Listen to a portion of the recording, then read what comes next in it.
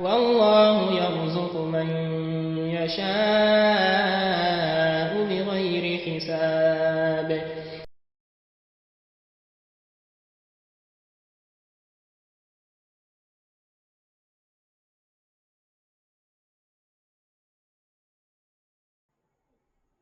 الحمد لله والصلاة والسلام على رسول الله وعلى آله وصحبه وسلم تسليما كثيرا إلى يوم الدين وبعد.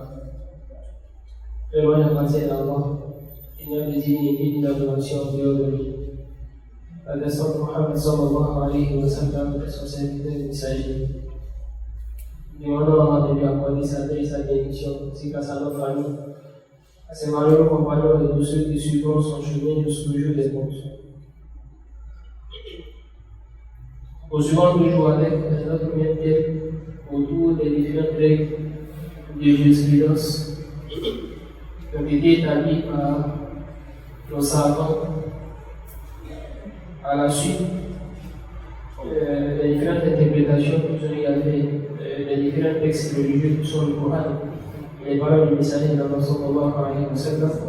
Et donc de ces textes, ils ont déduit un certain nombre de règles qui sont censées nous aider en fait dans notre adoration, dans notre vie quotidienne, face aux différentes situations auxquelles nous allons faire face, afin de savoir le jugement de l'islam dans chacune de ces situations.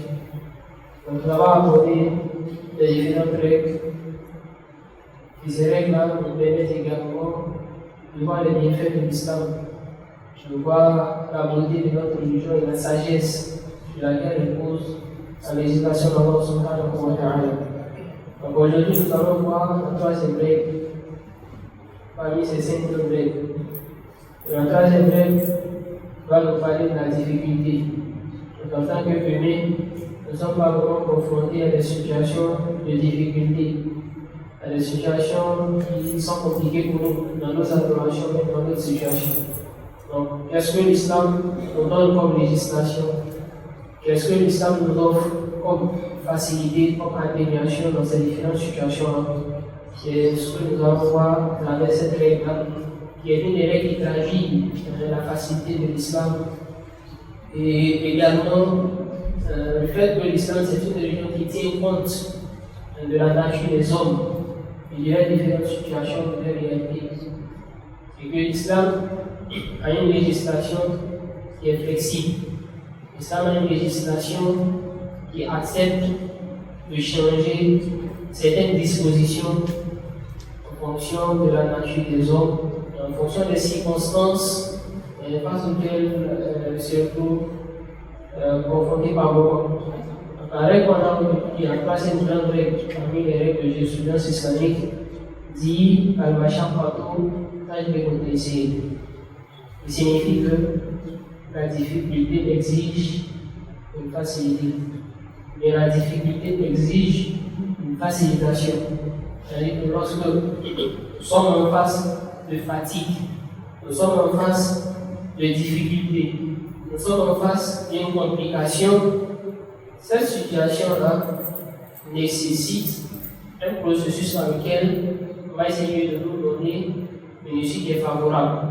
Ça nécessite qu'on change les préceptes par moment, on change les règles par moment afin de nous permettre d'amortir ce qui vient comme choc, afin d'amortir ce qui vient comme difficulté, pour ne pas que après la situation dans laquelle nous sommes, les dommages et les inconvénients soient beaucoup plus grands. Donc, face à ces complications et ces difficultés, c'est facile, l'islam va nous donner l'opposé en fait. Allah subhanahu wa ta'ala, il a fait de ça l'un des symboles manifestes de sa religion en fait. C'est une des maximes de l'islam. Allah il dit Inna ma'al usri yusra. Inna ma'al usri yusra. Donc, Allah dit avec la difficulté, il y a forcément une facilité. Avec la difficulté, il y a forcément une facilité. Donc, ça, c'est, on va dire, l'étendard de l'islam qui est là en fait. Et le fait que, à chaque fois que c'est difficile, on cherche à faciliter. En réalité, l'islam n'est pas venu pour compliquer la vie. L'islam n'est pas venu pour qu'on soit malheureux, comme Allah l'a dit. ما أنزلنا عليك القرآن لتشقى. Alors, n'ont pas arrivé pour que tu sois malheureux. L'islam n'est pas venu pour ça. Lorsque c'est difficile, Allah subhanahu wa ta'ala, il essaie de nous permettre de vivre cette difficulté-là de manière beaucoup plus simple pour nous. Et donc, comme je dit, c'est l'une des 5 grandes règles de la charia. On a vu la première règle qui parlait de l'intention de ces règles. On a vu la deuxième qui parlait de la certitude lorsqu'on est en cas de doute. Donc, cette troisième, on va parler des dispositions que l'islam a mis lorsqu'on face des difficultés. Et cette règle-là, elle fait unanimité également chez les savants. L'imam Achab dit, avec la Sédéphone, qui a rapporté l'unanimité des savants sur le fait que c'est une des règles de la charia. De façon générale. Maintenant, après, il y a certains détails qui pourraient venir de certaines conditions qu'on pourrait évoquer dans chaque situation. Et Allah subhanahu wa ta'ala dit dans le Coran, et Allah il veut pour vous la facilité. Voilà, il veut pour vous et ne pas pour vous la difficulté. Et regardez même le contexte dans lequel cette parole est dite. Allah subhanahu wa ta'ala, il prescrit le jeûne. Ya ayyuha alladhina amanu kutiba alaykum as-siyam kama kutiba ala alladhina min qablikum la'allakum tattaqun. Il dit que le jeûne a été prescrit. Et puis, dans le discours concernant le jeûne, il dit que Allah veut pour la facilité. Voilà, il veut pour le ressort. Afin que ça ne te passe pas à l'esprit à un certain moment que Allah a prescrit le jeûne parce qu'il veut pour la difficulté. Que ça ne te passe pas en tête que cette législation qui va t'envoyer un poids que tu ne pourras pas supporter. Allah subhanahu wa ta'ala, c'est qu'il veut au nom de la facilité et non la difficulté. Et Allah subhanahu wa ta'ala dit encore dans le Coran, وَمَا جَعَلَ عَلَيْكُمْ فِي الدِّينِ مِنْ حَرَجٍ. C'est-à-dire qu'il n'a mis aucune difficulté dans la religion. Et la religion qu'il nous a apportée là, c'est la religion de la nature saine. C'est la religion que la nature accepte. C'est une religion dont les humains ont la force de mettre en application. Donc, Allah il n'a pas mis de complications dans sa religion. Le messager d'Allah sallallahu alayhi wa sallam, il disait à ses compagnons, Yassirou wa la tu'assirou. Il disait facilité, ne compliquez pas. Faciliter la tâche aux gens, ne la compliquez pas. Lorsqu'il envoyait ses compagnons, il envoyait des émissaires et tout ça, le conseil qu'il avait c'était Yassirou wa la tu'assirou. Facilité ne n'est pas difficile. Et il disait Bachirou wa la tu'assirou. Il a annoncé la bonne nouvelle. Faites les gens dans ce problème véhiculé comme message et ne faites pas fuir. Donc ça c'est le message que l'islam a toujours voulu véhiculer. Et sous cette règle-là, toutes les facilités de la charia s'inscrivent en fait sous cette règle. Toutes les facilités de la charia. Vous savez que dans la jurisprudence islamique, les statuts juridiques, on les divise de façon générale en 2 grandes catégories. C'est ce qu'on appelle al-ahkam taklifiyya, qui sont les statuts légaux. Où Allah subhanahu wa ta'ala nous impose quelque chose de faire ou de ne pas faire par exemple. Dans cette catégorie, on appelle cependant 5 grandes règles, ou 5 grands jugements, qui sont l'obligation ou l'obligatoire, qu'on appelle al-fariqa, la loi agit, et les dits qu'on appelle al-haram ou al-muharram ou al-mahzour. Et on a également le recommandé, qu'on appelle sunnah, ou mustahab, ou mandoub, ou nafila, ou rahiba, ainsi de suite. Il y a également le détestable, qu'on appelle makruh. Et il y a le 5e qui est le permis, qui est probablement la l'aise.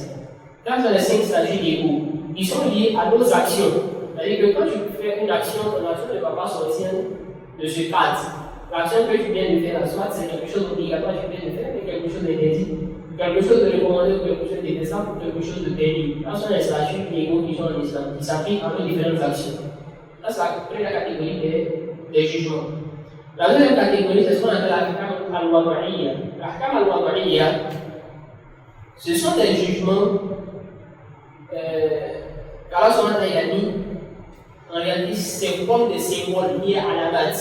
C'est comme des symboles qu'Allah a mis pour nous enseigner des jugements. Donc, la deuxième catégorie qu'on appelle l'ahkam al-wad'iyya sont des symboles islamiques. Par exemple, Allah nous prescrit quelque chose à partir en établissant un lien de cause à effet, par exemple. en établissant une lien de cause à effet. Il dit par exemple, la prière de Maghrib est obligatoire au coucher du soleil. Donc il fait le coucher du soleil à cause de l'obligation de la prière de Maghrib. Donc lui n'a plus besoin chaque jour de venir te dire il va payer Maghrib en fait. Quand le soleil se couche net, c'est comme si Allah te disait va payer. Il a fait le coucher du soleil un statut qui établit en fait l'obligation de faire la prière de Maghrib en termes de cause à effet. La cause c'est le coucher du soleil, l'effet c'est que tu dois faire la prière de Maghrib. Cette catégorie on appelle ça l'ahkam al-wad'iyya. Donc il établit des règles par l'établissement de ce qu'on a dit là, des causes à effet, ou bien en établissant un conditionnement. Donc, Allah dit par exemple, celui qui a des biens, dont les biens atteignent tel seuil et que l'année s'écoule, doit donner obligatoirement la zakat. Il ne viendra pas te rappeler dans la tête. Il a juste mis une condition. Quand la condition arrive, peut-être pas si c'est ce que tu dois faire. Donc, soit par l'établissement de cause à effet, ou bien par un conditionnement, ou bien par la mise d'une entrave. Allah dit par exemple, telle chose est entrave à telle chose. Donc, si tu vois ça, par exemple, la femme en état de menstruation, par exemple, elle ne paye pas. Elle n'a pas besoin de vérifier, elle ne peut comprendre directement. Si elle prononce un jeûne de menstruation, elle arrête le jeûne, elle ne continue pas. Parce que c'est une entrave à cette adoration. Donc, ça également sont des statuts juridiques, on les appelle ahkam al-wad'iyya. C'est comme des symboles pour la première catégorie. Donc, le roi nous enseigne une obligation, ou bien une interdiction, ou bien une recommandation, ainsi de suite. De cette deuxième catégorie, il y a des statuts juridiques qu'on appelle al-azimatu wal-rukhsa. Dans la deuxième catégorie, il y a ce qu'on appelle al-azima wal-rukhsa. Al-azima, c'est ce que Allah nous a prescrit en premier lieu. Ce que Allah nous a demandé de faire en premier lieu. Il a dit que le statut de base. Allah subhanahu wa ta'ala dit wa qumu lillahi qanitin. Il dit de s'arrêter pour prier pour Allah. C'est le statut de base que Allah nous a donné. De s'arrêter pour prier pour Allah. Ya ayyuhalladhina amanu idha qumtum ila as-salah fa'ghsilu wujuhakum wa aydiyakum ila al-marafiq wamsahu bi ru'usikum wa arjulakum ila al-ka'bayn. Oh, vous qui avez cru, lorsque vous allez pour la prière, faites l'ablution, lavez vos visages, vos mains, suivez vos têtes, lavez vos pieds. Ça, c'est le statut de base qu'il a mis. Avant d'aller prier, on doit faire l'ablution. On appelle ça azima. Quand on va prier, on s'arrête pour prier, on appelle ça azima. Maintenant, ce statut de base que Allah a mis peut subir une modification par rapport à une situation bien donnée. Allah dit de faire des ablutions. Lorsque l'individu se retrouve malade et ne peut pas utiliser de l'eau, par exemple, ou bien il est en manque d'eau, il n'y a pas d'eau, ou bien il a de l'eau, mais ce n'est pas en grande quantité, et il en a besoin pour d'autres soucis. Mais il peut utiliser cette eau-là pour d'autres besoins, tels que la nourriture, ou bien le nettoyage après la satisfaction des besoins naturels, ainsi de suite, et puis c'est pas bon. S'il va utiliser ça pour faire l'ablution, ça va poser un problème pour sa nourriture ou autre. Dans ce cas précis, alors il change le statut de base qui est faites des ablutions avant de prier par faites de l'ablution sèche. Donc ici, il change le statut qui a été établi premièrement, qui est l'ablution, il change ça par l'ablution sèche parce que l'individu s'est retrouvé dans une situation qui nécessite ça. Ça, c'est une facilitation qu'il a fait, on appelle ça rukhsa. Donc, à rukhsa, ce sont des facilitations. Il dit de s'arrêter pour prier. L'individu se retrouve dans une situation où il est malade, il ne peut pas s'arrêter pour prier, on lui donne l'obligation de s'asseoir pour faire la prière. Donc, on est passé du stationnement des roues de la prière à la position assise. Parce que la chaîne qui nécessite, ça n'a pas de rukhsa. On a changé le statut de base à azima, on a le statut qu'on appelle la rukhsa, qui est la facilité. Dans le mois de Ramadan, on va gêner obligatoirement ça dans toutes les conditions. Il savait que l'individu il est malade, ou bien il est en voyage, Allah change le statut de l'obligation du jeûne à la permission de jeûner. Il a l'obligation de laisser le jeûne. Mais s'il pense que son voyage va pas l'empêcher de jeûner, s'il veut jeûner, il a l'obligation de laisser. Donc le statut de Bangladesh, tout ça sont les facilitations qu'on appelle al-rukhsa shar'iyya, les facilités religieuses. Donc toutes ces facilités-là s'inscrivent sous cette règle-là qui dit que la difficulté entraîne la facilité ou bien la facilitation. Donc, al-mashaq partout, tajlibu at-taysir.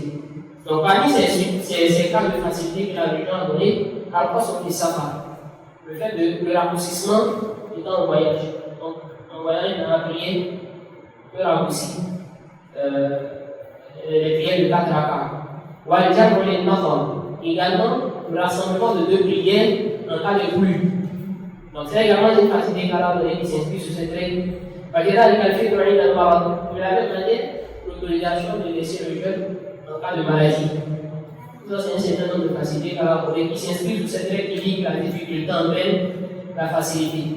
Donc, comme le début, cette règle-là, elle traduit en fait la sagesse de l'islam.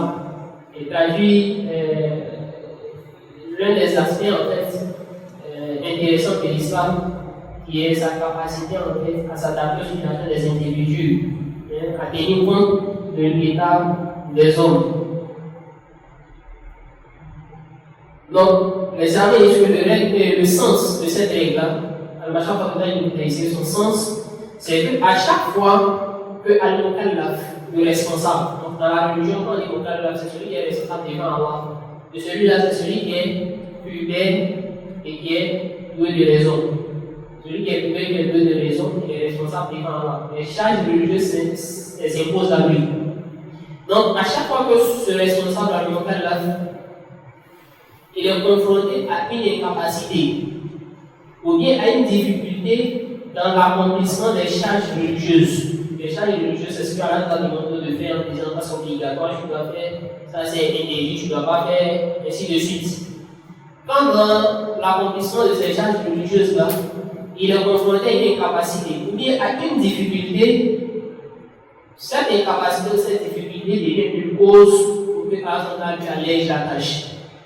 Elle devient une cause pour que Allah lui allège la tâche. Et parmi les règles et les exemples de cette règle, lorsque l'individu ne peut pas faire de l'ablution, ou bien il ne peut pas faire le grand bain, par exemple, l'islam lui autorise de faire l'ablution sèche. L'islam lui autorise de faire l'ablution sèche.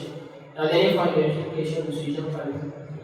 Une femme qui fait une opération, et elle a l'hôpital en main d'utiliser de l'eau. Elle a l'hôpital. Et juste avant l'opération, elle était dans la période de menstruation. Donc, normalement, après cette période, on va faire le grand bain. Et voilà que ça coïncide avec l'opération, on dit qu'il va utiliser de l'eau. Il peut faire quelques jours à l'hôpital, alors qu'il y a des pays à comme elle. L'islam dit de faire l'ablution sèche et puis de faire cette prière. Jusqu'à ce que l'eau lui soit autorisée, et puis elle va prendre l'utilisation de l'eau, elle va aller faire le grand bain.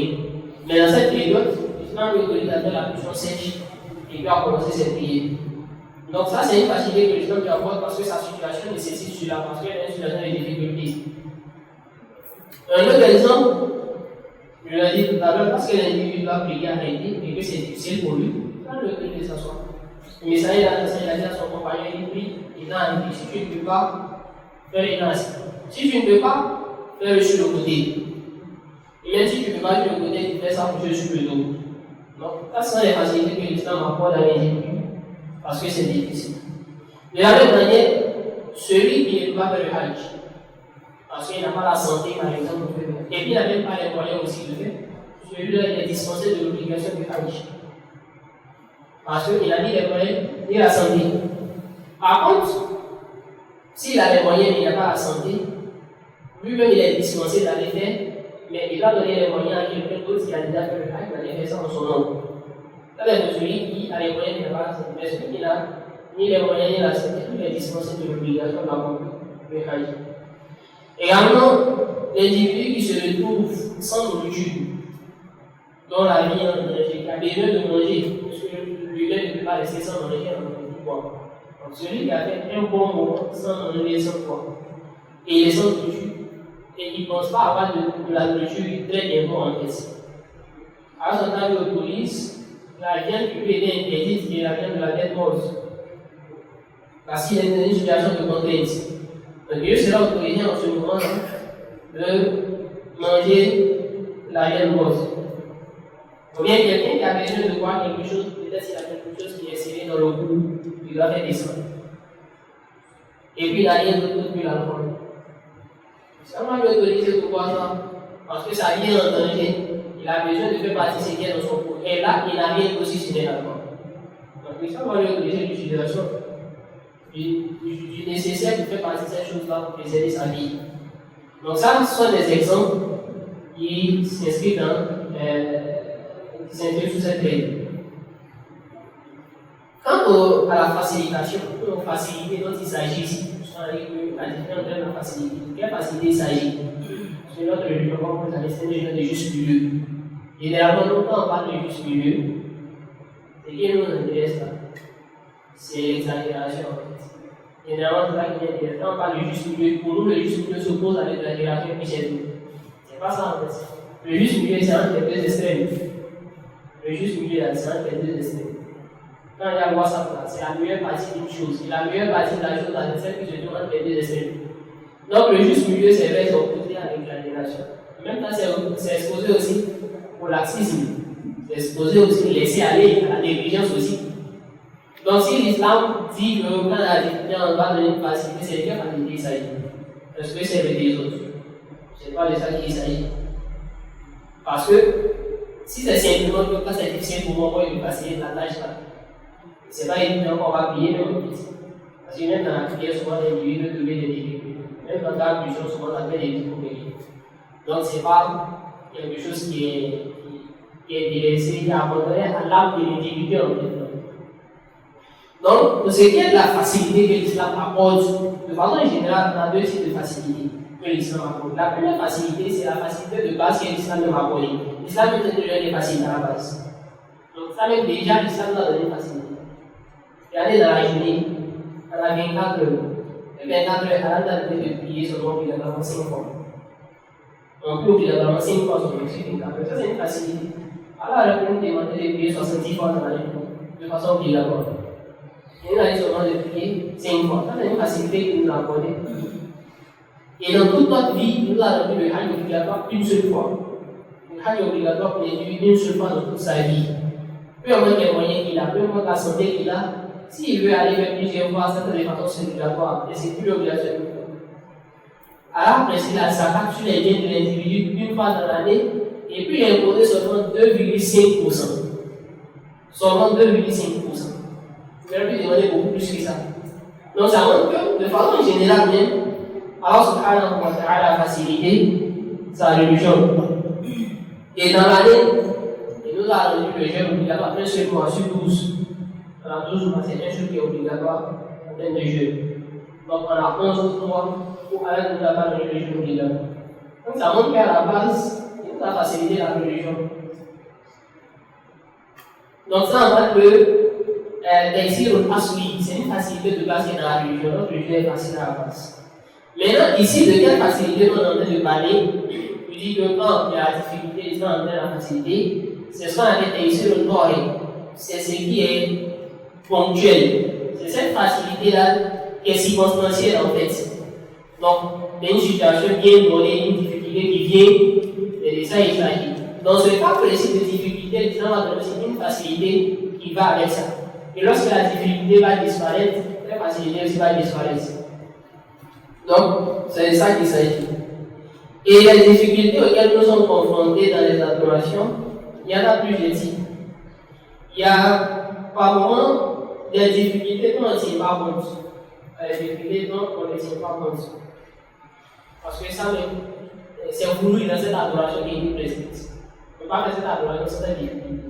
La raison du Hajj, il y a la fatigue dedans, je ne veux pas. Dans le voyage, par exemple, les mouvements qui doivent faire là-bas, il y a fatigue dedans. Donc, on ne peut pas dire que, comme il y a cette fatigue-là dans le Hajj, ou bien il y a cette fatigue dans le Tawaf, ou bien dans les salles et autres, on va les dispenser, on va dire qu'on ne peut pas les faire passer, on ne peut pas les fatiguer. Ça n'est pas possible en fait.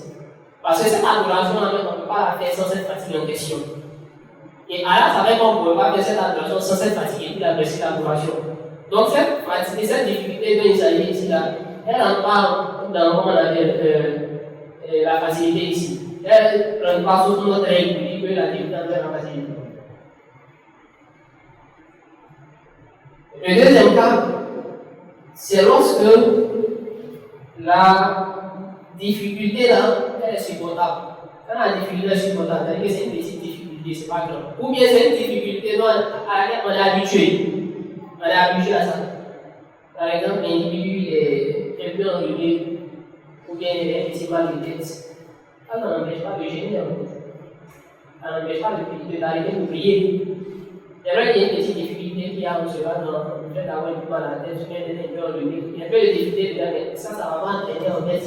Le fait qu'on n'ait pas d'arrêter de prier, ou bien de ne pas gêner. Donc, parce que ça, c'est quelque chose qui est supportable. Et puis, c'est quelqu'un qui en a habitué généralement. Ou bien, c'est pas grand, c'est pas une grande difficulté. La deuxième catégorie, c'est cette difficulté-là qui entraîne la facilité. C'est celle qui entraîne la facilité. Et les savants disent qu'il s'agit ici de la difficulté qui, si on continue de faire l'acte, l'adoration en question, on continue de faire, ça va nous amener à un état qu'on ne pourra plus faire. On ne pourra plus continuer de faire. Ou bien, ça va conduire l'individu vers un danger qui guette sa personne, son âme, par exemple, sa vie, ou bien sa santé, ou bien ses biens, par exemple. Donc, c'est ce genre de difficultés-là qui entraînent la facilité. C'est-à-dire que toi, tu as une adoration à faire. Et à chaque fois que tu commences l'adoration, c'est une situation où tu continues l'adoration. Et si tu continues, tu ne pourras même pas, à un moment, tu ne pourras même plus faire en fait. Donc, par exemple, l'individu, président, il a du mal à gérer. Ça ne va pas du tout avec lui. Quand il jeûne, avec ça va. Et si il continue, là, il y a beaucoup de jeunes, ça sera plus possible. Parce que soit tu vas plus. Ou bien, l'État va s'aggraver au moment où lui ne peut même plus gérer ses vies. Donc, à ce moment, on va te dire que l'islam autorise d'avoir les jeûne. Pour trouver une solution à ça, pour que ça passe. Et si tu continues, tu ne pourras même plus gérer plus tard. Ou bien, ta vie est en danger ici, il y a la mort qui ou bien ta santé est en danger parce que ça va t'apporter une maladie, ou bien ça va retarder la guérison de ta maladie, ou bien tes biens même sont en danger, ça va risquer tes biens. Donc dans ce genre de cas, l'islam va accorder une facilitation à l'individu. Il y a des savants qui disent que cette difficulté-là, pour mieux la connaître, c'est la difficulté qui nous amène à vouloir vite finir l'adoration en l'année en l'air. Et quand l'individu s'arrête pour prier, quand il lance le calcul, tout son seul souci c'est qu'on met la salle. Il n'arrive pas à s'arrêter en fait, il ne supporte pas. Tout son souci c'est comment la prière va finir. Il va lancer la salle. Comme on ne sait pas, il va le dire attention pour faire la prière. Ou bien l'individu, quand il jeûne dans ce cas, son seul souci c'est comment le soleil va se coucher en tête et que le jeûne va finir. Parce qu'il souffre en tête avec ce jeûne. Donc, dans ce cas-là, l'islam va t'apporter une facilitation. Par contre, si c'est juste qu'on peut supporter, il n'y a pas de problème, comme on a dit. Un petit mal, ou bien un peu de fraîcheur, le matin, c'est déjà pour faire de la pression, il y a la fraîcheur, il n'y a pas un lit de l'eau froide qui touche. Et ça, c'est pas des difficultés qu'on fait forcément la facilité. Ça, c'est des choses qu'on peut faire parce que c'est supportable. Quand la difficulté vient, l'islam apporte des facilités. Donc il y a des causes. Il y a également ce qu'on appelle les causes de la facilitation dans l'islam. C'est-à-dire il y a certaines causes, quand c'est le truc dans l'islam, nous allège des choses. Les savants disent qu'il y en a 8. On va citer les 8 causes. Par moment, il y a des règles qui s'appliquent à chaque cause. Le président va simplement citer les causes. Et peut-être si on a eu le temps, on va prendre certaines de ces causes-là pour voir les règles qui s'appliquent à elles.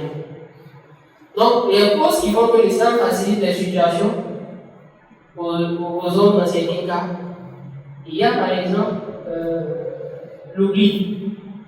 L'oubli, c'est une des causes pour lesquelles l'islam accorde des facilitations. L'individu, par exemple, on est là tout de suite là, et puis il se rappelle que lui, il n'a pas fait la prière de Zobo. Il n'a pas fait la prière de Zobo. On va lui dire qu'il n'a pas fait la prière de Zobo. Et puis, tu fais la prière de Isha pour le gars. L'islam va lui apporter cette facilitation parce qu'il a oublié, il n'a pas fait exprès. Par contre,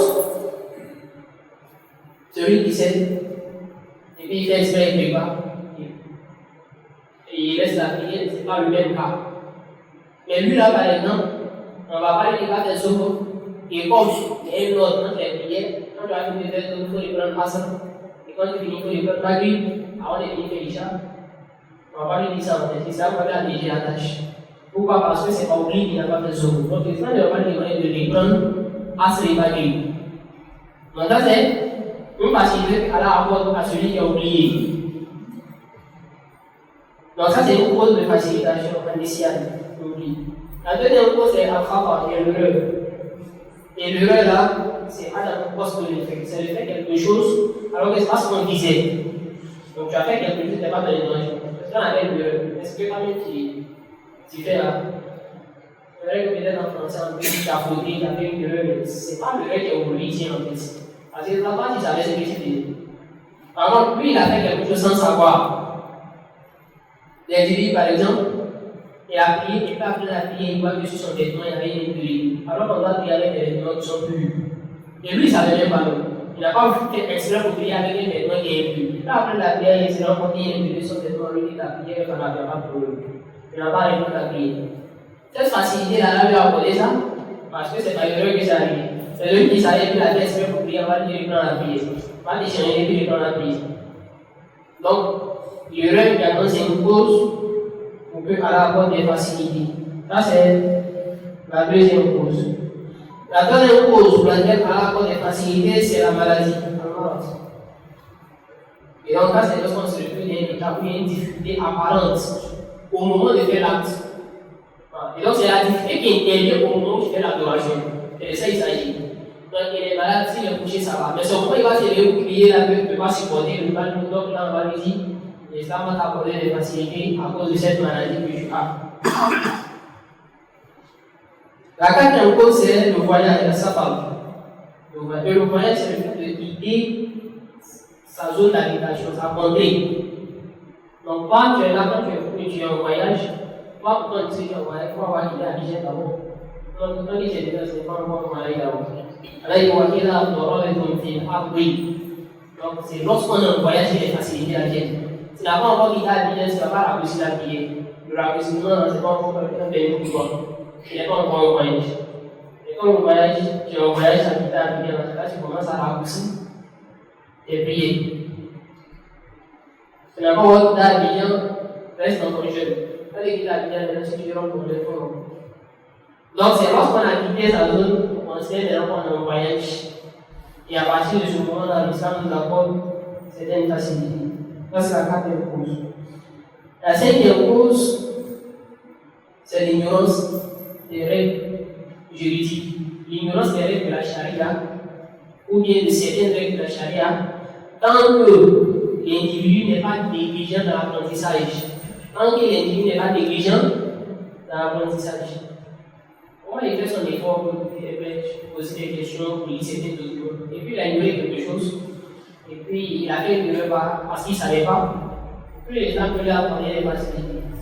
Mais quelqu'un des amis n'est jamais à l'esprit de prendre un document pour lire l'islam, je vais poser une question, je vais faire ce depuis 2 semaines. Comment est-ce que tu vas t'excuser? Est-ce que toi-même tu vas dire la situation dans laquelle tu es là, ça nécessite qu'on t'excuse?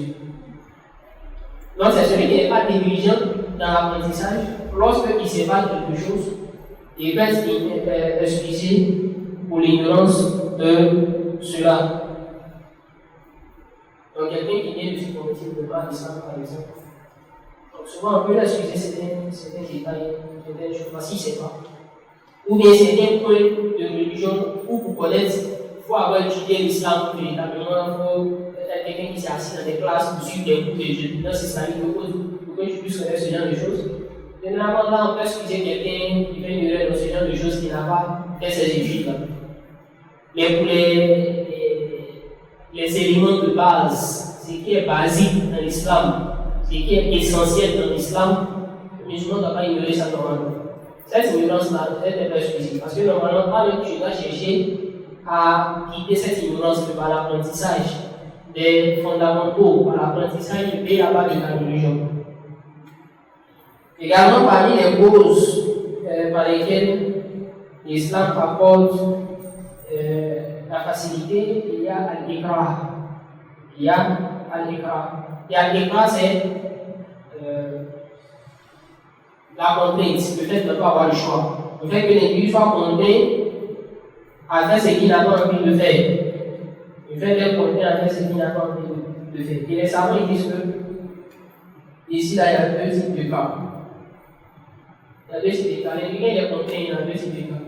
Le premier cas, c'est lorsque la contrainte est totale. C'est-à-dire que l'individu peut devenir comme un objet ou bien un instrument qu'on utilise. Ou lui-même, il n'a aucun choix. Donc, toi, tu es là comme ça, quelqu'un vient qui prend et puis il lance quelqu'un d'autre. Tu dans le premier, tu le baisses. Toi, tu n'avais aucun choix même dans sa mente. Donc, ici, tu n'as pas agi volontairement. Et puis, il y a un deuxième cas où la contrainte ici n'est pas totale. C'est-à-dire que tu as encore le choix, mais on t'oblige à faire le contraire de ce que toi tu veux faire. Donc, on ne va pas te prendre pour aller faire, c'est pas que tu vas aller faire parce que tu es sous l'effet d'une contrainte, d'une menace. Donc, dans chacun de ces deux cas-là, l'islam apporte des facilités à l'individu. Il y a certaines responsabilités dont l'individu peut être déchargé, même de péché par exemple, de cette chose-là. Dans certains cas, il peut être déchargé par exemple du péché, mais il peut avoir des réparations qu'il va faire par exemple. Il peut avoir des compensations qu'on va lui demander de faire, par exemple, il n'a pas de péché parce qu'il n'a pas voulu. Il est certain que pour qu'on parle de contrainte, il y a des conditions. Pour que l'individu j'ai été contraint, il y a des conditions. Pour que ce soit valable. Sinon, ce n'est pas toutes les prétentions en fait qu'on peut prendre en compte. La première condition, c'est que celui qui t'oblige à agir, il doit être capable de pouvoir mettre en application ce qu'il dit comme menace. Et toi, tu dois être incapable de pouvoir te défendre face à cette menace. Ça, c'est la première condition. Mais quelqu'un qui vient te menacer, évidemment, tu le considères comme une plaisanterie. Tu vois que lui, il veut rien faire. Et puis, malgré ça, passe d'avoir des petits défendre. Comment est-ce qu'il est défendre? Donc, la première condition, c'est que lui soit capable de faire ce qu'il dit et que toi, tu sois incapable de te défendre. Encore même s'il est capable de faire ce qu'il dit, quelque part, tu penses que tu peux éviter ça, il n'y a pas de contrainte jusqu'à présent. Parce que toi, tu penses que tu peux éviter ce qu'il dit. La deuxième condition, que la contrainte soit immédiate. Immédiate. C'est-à-dire que tu n'as pas le choix de réfléchir, d'aller chercher une solution. Que la contrainte soit immédiate. Par contre, si c'est une contrainte où tu as encore le temps, là, il n'y a pas de contrainte parce que le temps que tu as là, tu peux essayer de trouver des solutions. Donc, que ce soit immédiat en fait, c'est quand tu demandes de faire. Pour que la menace qu'il veut mettre dans l'application soit immédiate. La deuxième condition, que cette menace soit quelque chose de difficile pour toi. Par contre, s'il te dit qu'il y a des clients qui ont quelque chose à la plupart, ça même ça te dit rien. Ça n'est pas une menace. Donc, la menace que lui dit, ça soit quelque chose qui soit dangereux pour toi. Par contre, si c'est quelque chose que toi tu peux supporter, tu vas mettre à l'habitude de faire. On va pas parler de contrainte ici. La quatrième condition, qu'on soit sûr que l'individu va mettre sa menace en application. Parce qu'il va être capable de faire quelque chose, mais c'est pas. Ça fait juste des paroles. Donc, quand tu dois être sûr, tu vas avoir la condition qu'effectivement sa menace ne va pas l'exécuter. Et la cinquième condition, que ce soit sans raison valable. C'est-à-dire que ce qui te demande de faire sans ta volonté, ça soit sans droit. Il n'y a pas le droit de le faire. La religion ne nous donne pas ce droit. Là, on parle de contrainte. Mais si c'est quelque chose, la religion ne nous donne le droit de le faire. Là, on ne parle pas de contrainte. Parce que quand on doit terminer avec ça. Donc là, c'est 5 conditions pour que l'individu puisse dire j'ai été contraint à faire quelque chose et que ce soit valable pour lui. La 7e cause de facilitation, c'est al-naqsu. Al-naqsu, c'est la diminution. Et ça va être sous toutes ses formes. C'est toutes les formes de diminution. Une des formes de diminution, là, c'est la folie. Celui qui est fou, on ne le considère pas comme quelqu'un qui a pris sa raison en fait. Donc, la folie va amener certaines facilités. Allah ne va pas tenir rigueur au fou pour certaines choses en fait. On n'a pas demandé de rattraper certaines choses comme quelqu'un qui est bien portant. Donc, il y a la folie. Et également la démence. Donc, l'individu peut être fou, mais également il n'a pas toutes ses facultés mentales en fait. Donc, également, cette démence va aussi entraîne des facilités pour la personne en question. Et également, à l'état où on voit le mémoire, il y a le sommeil et puis l'évanouissement. Le sommeil et puis l'évanouissement. Donc, l'individu, lorsqu'il est en train de dormir, souvent, son sommeil peut m'excuser pour certaines choses. Il est en train de dormir sans négligence et puis la prière va sur lui, il n'aura pas de péché. S'il n'y a pas de négligence dans ce sommeil, bien sûr. Mais s'il est 5 minutes, 10 minutes, 15 minutes, on va prier. Puis dans ce moment-là, dans le péché. Alors, il sait que c'est l'heure de la prière qui arrive. Et puis, s'il n'y a pas de réveil, tout à l'heure, il doit se la prière, il va dire qu'il dormait en fait. Quand il a fait exprès pour qu'il donne la prière, parce qu'il ne savait pas ce moment-là. On a un couché comme ça, il n'allait pas avoir la prière. Donc, s'il n'y a pas eu d'exagération dans le sommeil, il n'y a pas eu de négligence également, les lieux peuvent être excusés dans certains cas. Également, c'est pareil pour l'évanouissement, quelqu'un qui s'est évanoui. Donc, les prières qui sont passées, les jeûnes qui sont passés, tout ça, il n'y aura pas de péché. C'est clair que ce qu'il est possible de rattraper, il va rattraper, mais il n'y aura pas de péché pour cela. C'est là excusé pour ces raisons. Il y a également arrêt qui est l'esclavage. Donc, les esclaves aussi, alors la première facilité. Puisque eux ne possédaient pas leur affaire comme les autres, donc ils étaient comptés dans certains cas. Alors, la facilité certaines choses. Également, il y a l'alcoolota, la féminité, donc la femme également, par rapport à son état de femme, elle a des facilités dans certaines choses. Parce que souvent, dans certaines situations, il y a quelques zones sont pas telles que les menstrues, telles que la grossesse, telles que l'allaitement. Donc, par rapport à ça, on considère qu'ici, il y a une diminution, mais il y a un augmentement. Donc, on a des niveaux en fait. Et il y a aussi à l'enfance. Donc, il y a l'enfance également qui rentre dans la diminution. Ici, c'est une forme de diminution. Donc, on ne va pas traiter l'enfant comme la grande personne. L'enfant ne sera pas totalement responsable de certaines de ses actions comme de grandes personnes. Donc, l'Islam va accorder des facilités à l'enfant aussi.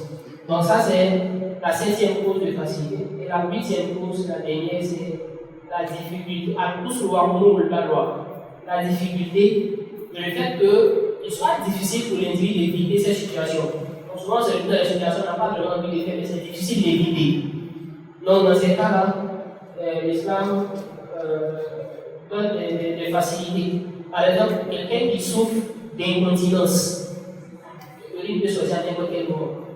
Il n'a pas le choix. Donc lui, l'islam va lui accorder des facilités en ce qui concerne sa purification. On ne va pas accorder à quelqu'un qui ne souffre pas d'incontinence. Donc, lui, on va dire par exemple, après chaque prière, quand l'heure de la prière rentre, tu les fais les ablutions. Et puis, tu te protèges contre l'urine, tu peux même pour te protéger de l'urine. Et puis, tu vas faire la prière. Pour chaque prière, tu fais l'ablution. Et peu importe ce qui va sortir après cette ablution que tu vas faire, il n'y a pas de problème, tu fais ta prière. Mais pour la prochaine prière également, tu vas devoir aller. Mais même si ça a le choix, après, il n'y a pas de problème. Là, il dit celui qui n'a pas d'incontinence. Si lui, il va faire l'ablution, puis quelqu'un après, il a l'impression qu'il y a de l'urine, puis on va lui prendre les ablutions. Parce que lui, il ne souffre pas d'incontinence. Donc, le fait qu'on soit dans une situation où c'est difficile de se départir de cet état-là, ça entraîne également de la facilité. Donc, ça, c'est la 3e grande règle. Sous cette règle, il y a des petites règles, comme je l'ai dit, les grandes règles là, elles sont encore des petites règles en fait. Donc, ici également, il y a des petites règles. Une des petites règles, c'est Abdurrahman Koubéoul Mahmourat. Il dit que les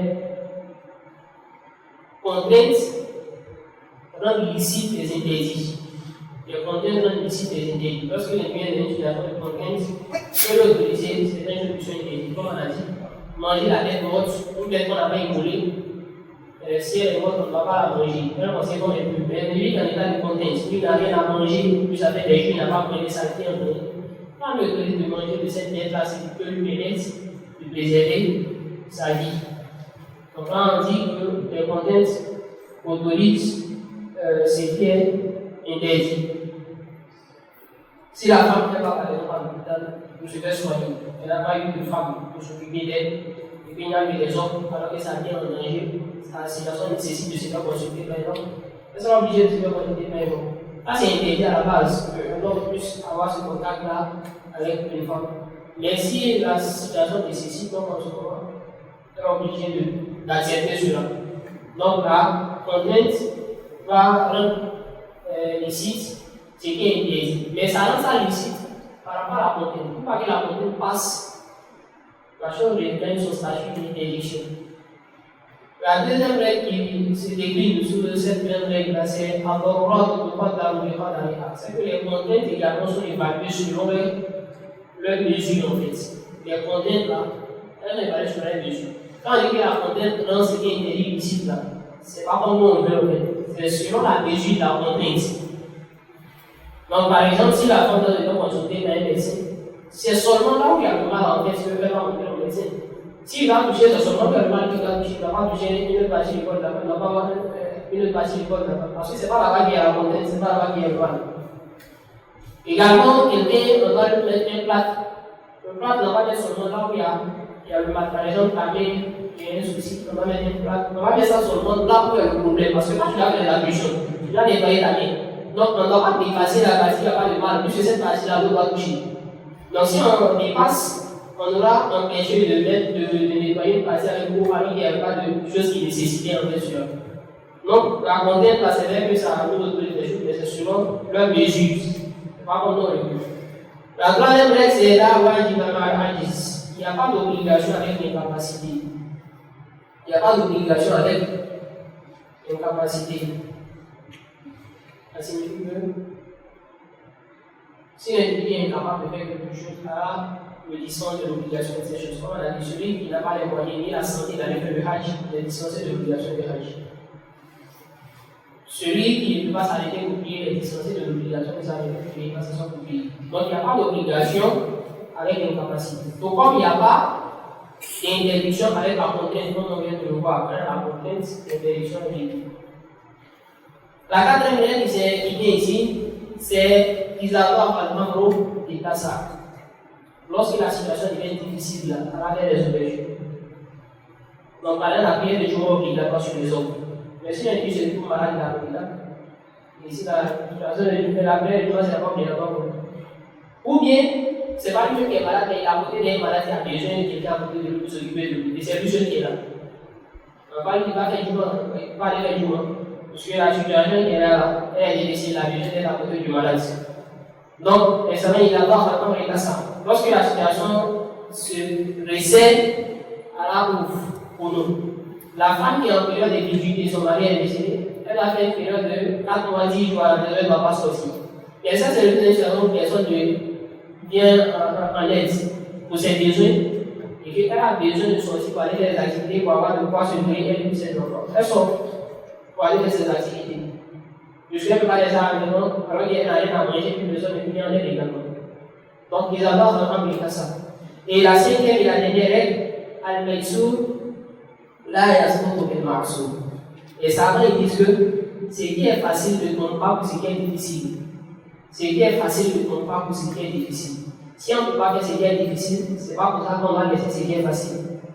Et donne comme exemple, dans ce cas-là, par exemple, il peut arriver qu'il ne peut pas faire le recours, par exemple, mais il peut s'arrêter pour payer. Ça va payer. Quand il va arriver au niveau de recours, il va laisser juste un peu sa tête par rapport à l'eau. Parce que ici, ce qui est difficile, c'est le recours. Ce n'est pas la position arrêtée. La position arrêtée, ça c'est facile. Donc le facile, il a pu, on ne va pas le laisser après ce qui est difficile. Et ce qui est difficile, là, on va éviter. Le fait qu'il ne peut pas dans l'eau. Mais il peut s'arrêter. Quand il s'arrête pour payer, quand le moment de recours arrive, il fait juste un peu la tête. Il fait ce qu'on appelle un minimum pour le recours. Également, quelqu'un, il y a une partie des ablutions que lui ne peut pas laver avec de l'eau. Peut-être s'il est malade ou bien il a fait une opération dans cette partie. Mais il peut laver les autres parties. Ça veut dire qu'il lave toutes les autres parties. Puisque le lavage des autres parties c'est facile. Donc le facile on le fait. Ce qui est difficile c'est le lavage de telle partie, il met cette partie, et puis il fait d'ailleurs sur cette partie quand il fait l'ablution. Donc, ce qui est difficile là, c'est la même chose par exemple, tu n'as pas pu faire la prière à cette heure et à cette sortie.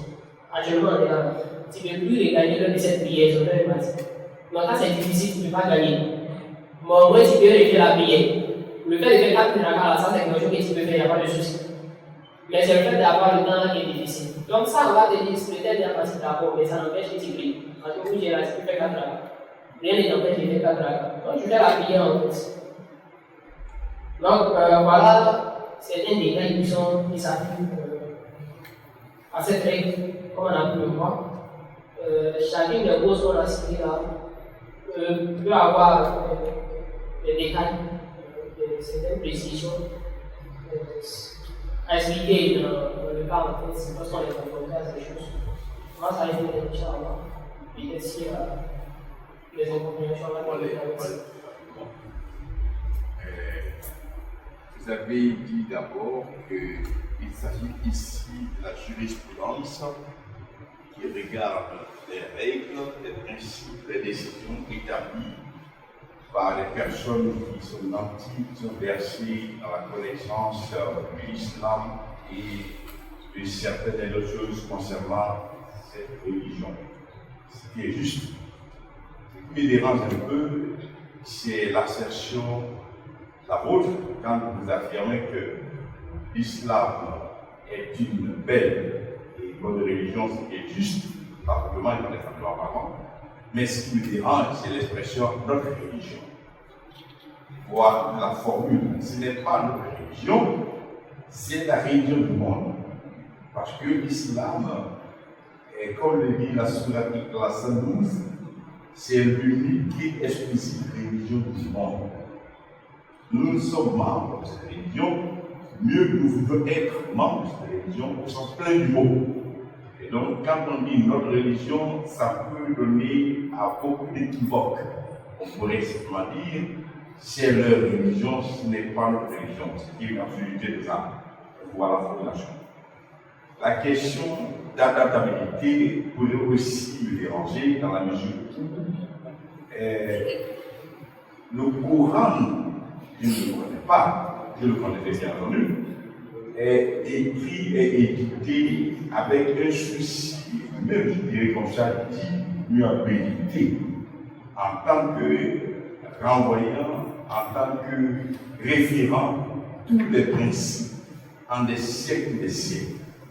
Or, la thèse, la vôtre, c'est l'immuabilité, c'est-à-dire l'adaptabilité de la religion en fonction des événements du temps et de l'espace qui sont changeants. Alors, comment parvenez-vous à nous convaincre sur cette musique-là, sur cette théorie-là? Merci.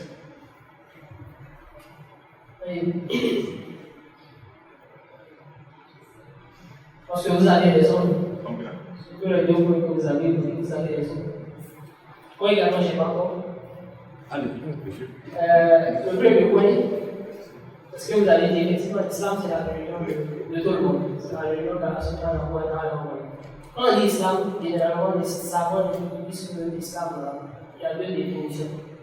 Il y a la définition générale et puis la définition spécifique. La définition générale, quand on dit islam, c'est la religion de tous les prophètes envoyés. C'est que Allah a tous les prophètes. Par exemple, Allah il m'a dit à Ibrahim, il y a un enseignement, il y a un Hanifa, musulman. Allah Ibrahim était musulman.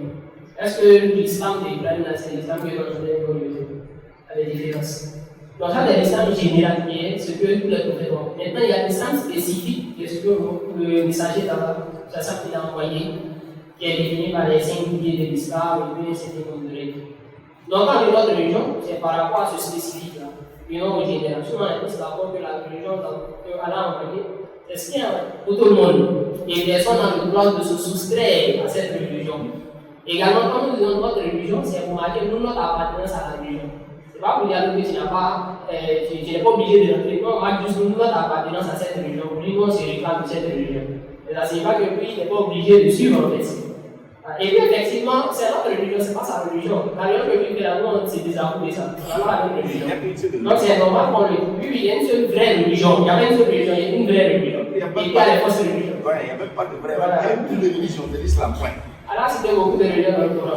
Allah dit inna alladhina amanu wal ladhina hadu was-sabiina wan nasara wal majusa wal ladhina ashraku. Allah citait au moins 6 ou 7 religions dans le Coran. Seulement que ce qui est vrai, c'est l'islam. Les autres sont les fausses religions. La religion, c'est ce qu'on prend pour adonner une divinité. Donc il y a des religions. Et ce qui est vrai là, c'est ça qui est l'islam. Pour ce qui est de la deuxième question, on est tous d'accord. Les fondamentaux de l'islam sont immuables. Les fondamentaux ne changent pas, ça ne s'applique pas à une période ou pas. En ce qui concerne nos croyances, la foi en Allah, l'interdiction du polythéisme, ça c'est pas quelque chose qui s'applique à une période. C'est général. Mais par contre, en ce qui concerne les préceptes qui sont liés à nos actions, dans certains cas, à son accord. Et puis, comme on a dit, c'est même pas parce que l'islam va s'adapter en changeant totalement forcément la règle. Souvent, c'est par rapport à la situation qui est là. Parce que dès que la situation change, on retourne en fait au statut précédent. C'est bon, non? Donc, c'est vrai que l'islam essaie de tenir compte de notre nature humaine. Parce que nous ne sommes pas des anges en fait. Nous ne sommes pas également des bestiaux et puis on a nos limites. Si l'islam ne tient pas compte de ça, sera difficile pour nous de pouvoir nous conformer dans certaines situations. On n'est pas amené l'individu à limite à désobéir, pas obligé de le mettre dans une situation où il n'a pas le choix que de désobéir en fait. Donc, alors il tient compte de ça en fait. On n'est pas poussé comme à désobéir parce qu'il n'a pas de choix. Alors, il crée une situation où il obéit en faisant autre chose. C'est bon? Simplement, il faut nous indiquer certaines Et donc, il est l'heure, on va s'arrêter là, Inch'Allah. Subhanallah wa bihamdik, ashhadu an la ilaha illa anta astaghfiruka wa atubu ilayk. Assalamu alaikum wa rahmatullahi wa barakatuh. والله يرزق من يشاء بغير حساب